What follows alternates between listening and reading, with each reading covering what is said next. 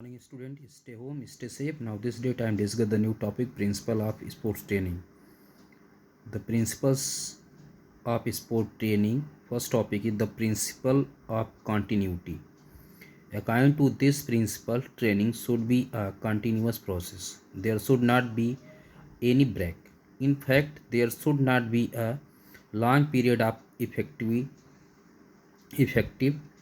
It has been observed that discontinuity of training reduces the physiological capacity of sports person. Along this, the interval between two training sessions should be maximum but not to be long. It means जो continuous training methods है, means principle of continuity means होता है कि इस principles में जो training है वो कंटिन्यूअस प्रोसेस होता है। इसमें किसी प्रकार का अवकाश नहीं होना चाहिए, मीन्स लॉन्ग टाइम आपको अवकाश नहीं होना चाहिए, मीन्स रेस्ट बहुत ज़्यादा नहीं होना चाहिए। इसे रेगुलर मीन्स नियमित रूप से किया जाना चाहिए। वास्तव में इसमें लंबी अवधि की इनएक्टिविटी मीन्स निष्क्रियता नहीं होनी चाहिए। यह निरीक्षण किया जा सकता है कि प्रशिक्षण का त्याग मीन्स डिसकंटिन्यूटी या निरंतरता को मीन्स कंटिन्यूटी को रोकने से खिलाड़ी की क्रियात्मक मीन्स एक्टिविटी कैपेसिटी मीन्स उसकी जो मोटर कैपेसिटी होती है या क्रियात्मक क्षमताएं जो होती हैं वो कम हो जाती हैं। इसके साथ साथ दो ट्रेनिंग शेड्यूल्स अगर आप के बीच में मीन्स ट्रेनिंग सेशंस के बीच में इंटरवल अधिकतम नहीं होना चाहिए, लेकिन अधिकतम लंबा नहीं होना चाहिए। इसका समान अर्थ है कि प्रशिक्षण सत्र सुबह और शाम का हो सकता था, एक सप्ताह में एक दिन का अवकाश हो सकता है, लेकिन एक सप्ताह में केवल 3 या 4 प्रशिक्षण में ही हो ऐसा प्रशिक्षण नहीं होना चाहिए। इसमें निरंतरता होनी चाहिए, मीन्स आप रेस्ट दे सकते हैं लेकिन कंटिन्यूएशन मस्ट है प्रिंसिपल ऑफ कंटिन्यूटी में। सेकंड है the principle of overload. The principles of overload state that there should be greater than normal load on the body as required for training adaptation to take place. It means that the training load should be increased for improving the performance of a sports person. The normal training load cannot improve the performance. If the training load remains static, the effectiveness of the load diminishes with the passage of time. It can only maintain the achieved adaptation of load. It means that for the continuous improvement of performance, the training load should be increased after the adaptation of previous training load. For example, to increase endurance, muscles must work for a longer period of time than they used to.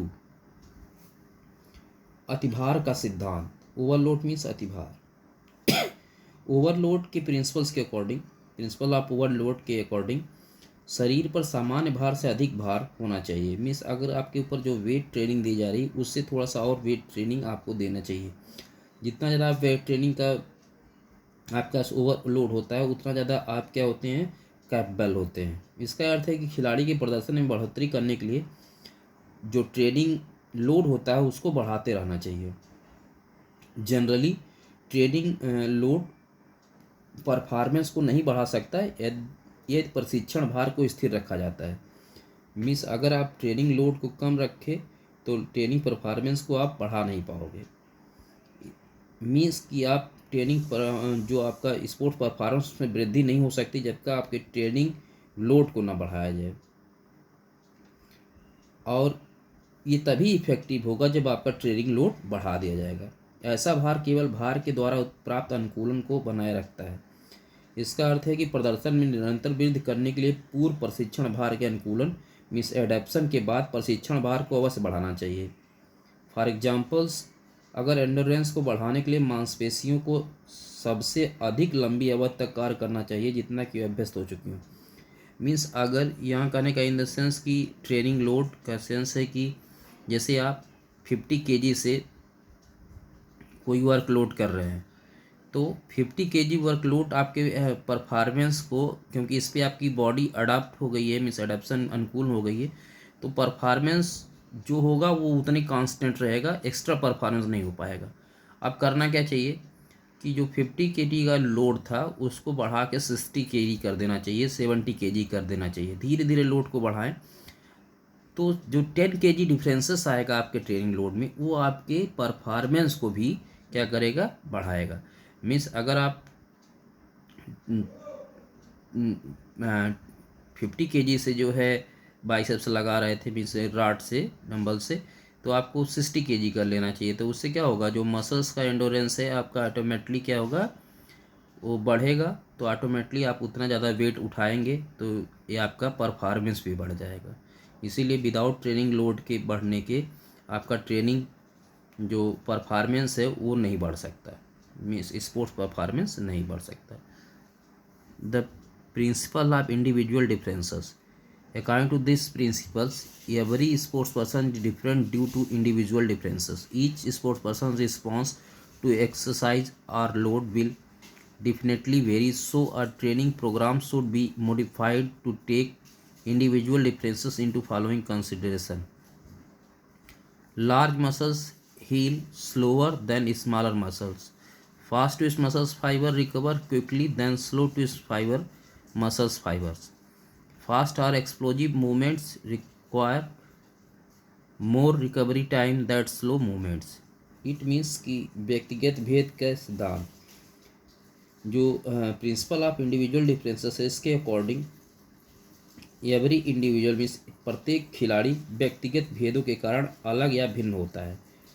Means जो खिलाड़ी होते हैं उनका जो exercise means व्यायाम या प्रशिक्षण भार के प्रति अनुक्रिया और प्रतिक्रिया रिस्पांस भी निश्चित रूप से अलग होगा। मीन्स जब सभी लोग सेम नहीं हैं तो ऑटोमेटिकली जो भी वर्क होगा उसका रिस्पांस भी अलग अलग होगा। इसीलिए ट्रेनिंग प्रोग्राम में सबके डिफरेंशिएट पर्सनालिटी को क्या करना चाहिए, उनको ध्यान में रखते हुए हमको कुछ ऐसे वर्क करने चाहिए जिससे क्या हो, लोगों की तैयारी अच्छी हो। उनके लिए कुछ प्रोग्राम चलाए गए जिससे क्या, बड़ी मांसपेशियां छोटी मांसपेशियों की अपेक्षा धीरे धीरे स्वस्थ होती हैं। जल्दी झटका देने वाले पेशी रेशे means fast twist muscles fibre देरी से झटका देने वाले पेशी रेशों में स्लो ट्विस्ट फाइबर मसल्स की अपेक्षा जल्दी ही शक्ति प्राप्त कर लेते हैं। सामान्यतः पुरुषों की अपेक्षा महिलाएं पुनः शक्ति प्राप्त रिकवरी में अधिक समय लेती हैं। मीन्स जो फीमेल होती हैं वो रिकवरी टाइम ज़्यादा लेती हैं कंपेयर टू मेल। तीव्र या विस्फोटक गतियों से संबंधित क्रियाएं धीमी गतियों से संबंधित क्रियाओं की अपेक्षा पुनः शक्ति प्राप्त रिकवरी में अधिक समय लेती हैं। तो इन कैटेगराइज को ध्यान में रख के हमको क्या करना चाहिए, training schedules according to personality बनाना चाहिए, जिससे हमारा जो प्रिंसिपल ऑफ इंडिविजुअल डिफरेंसेस का जो प्रिंसिपल्स है वो पूर्ण हो। नेक्स्ट है the principle of general and specific preparation for the improvement of performance. Both the general and specific preparation are equal significant. Generally, preparation serves as the base of specific preparation. As a matter of fact, the performance will be better if the base is better. The general preparation increase the functional capacity of all the body system and organs. Specific preparation is then further required to improve those systems and organs on which the performance of a sports person directly depends. For example, the speed improved through running will also be beneficial in football. It means सामान्य और विशिष्ट तैयारियों का सिद्धांत। प्रदर्शन में बढ़ोतरी करने के लिए सामान्य और विशिष्ट तैयारियां दोनों ही समान रूप से महत्वपूर्ण होती हैं। जनरली सामान्य तैयारी विशिष्ट तैयारी के आधार के रूप में काम आती है। वास्तव में प्रदर्शन और भी बेहतर होता है यदि आधार बेहतर होता है। सामान्य तैयारी शरीर के संस्थानों और अंगों की क्रियात्मक क्षमता में फंक्शनल कैपेसिटी में वृद्धि करती है तथा इसके बाद उन संस्थानों व अंगों की और अधिक क्षमता को बढ़ाने के लिए विशिष्ट तैयारी की आवश्यकता पड़ती है, जिस पर खिलाड़ियों का प्रदर्शन प्रत्यक्ष रूप से निर्भर करता है। फॉर एग्जाम्पल, दौड़ने के द्वारा बढ़ाई हुई स्पीड फुटबॉल में भी सहायक होती है। नेक्स्ट है प्रिंसिपल ऑफ प्रोग्रेशन, प्रगति क्रम का सिद्धांत। इसमें होता है क्या है कि इस सिद्धांत के अकॉर्डिंग, इस प्रिंसिपल्स के अकॉर्डिंग जो ओवरलोड होता है वो अत्यंत धीमी गति से नहीं बढ़ाना चाहिए। मीन बहुत स्लो मूवमेंट में जो है ओवरलोड को मीन्स नहीं बढ़ाना चाहिए। इसके साथ साथ यह भी ध्यान रखना चाहिए कि इसे अत्यंत तीव्र से भी नहीं बढ़ाना चाहिए, बहुत ज़्यादा स्लो नहीं, बहुत ज़्यादा फास्ट तेज़ी से। जैसे क्या 1 किलो वेट ना बढ़ाओ और 30 किलो वेट ना बढ़ाओ एक साथ। कोई 50 किलो से अगर कोई 50 kg से बेड प्रेस लगा रहा है तो क्या फिर 51 kg नहीं और फिर 81 kg नहीं। तो मीन्स न बहुत स्लो करना चाहिए ना बहुत फास्ट कर देना चाहिए, उसके ऊपर अतिभार ज़्यादा नहीं करना चाहिए। यदि ओवरलोड को बहुत जल्दी जल्दी बढ़ाया जाता है तो इसके परिणाम स्वरूप चोट लग सकती है, मीन्स इंजरी होने की संभावनाएं रहती हैं। ये मांसपेशियां खराब हो सकती हैं।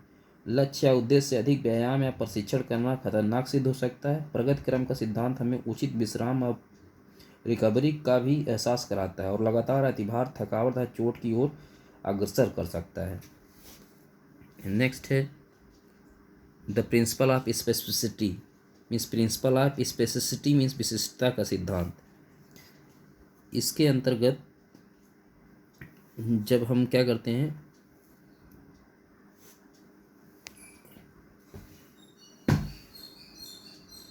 जब हम किसी चीज़ को क्या करते हैं, the principal state the exercising a certain part of components of the body primarily depends the part.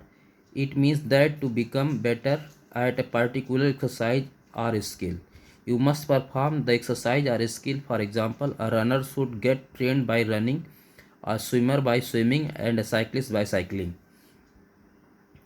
तो मिस जब कोई भी प्रिंसिपल अभ्यक्त करता है कि शरीर के किसी विशिष्ट या निश्चित अंग या भाग का व्यायाम करने से मुख्य तौर पर वह अंग विकसित हो जाता है। इसका अर्थ है कि किसी विशेष व्यायाम या कौशल में अच्छा होने के लिए उसी व्यायाम या कौशल को करना चाहिए। उदाहरण के लिए एक धावक को दौड़ने के द्वारा, एक स्विमर को तैराकी के द्वारा मीन्स स्विमिंग के द्वारा, एक साइकिलिस्ट को साइकिलिंग के द्वारा ही क्या करना चाहिए, ट्रेनिंग दी जानी चाहिए जिससे वो अपने परफॉर्मेंस को बढ़ा सके। नेक्स्ट है तो principle of active environment means सक्रिय ग्रस्ता का सिद्धांत। नेक्स्ट है प्रिंसिपल ऑफ वैरायटी, विविधता का सिद्धांत। फिर है principle of warm up and cooling down, गर्माने और ठंडा होने के सिद्धांत। Principle of rest and recovery, आराम तक पुनः शक्ति प्राप्ति का सिद्धांत। प्रिंसिपल ऑफ इंश्योरिंग रिजल्ट, परिणाम सुनिश्चित करने का सिद्धांत।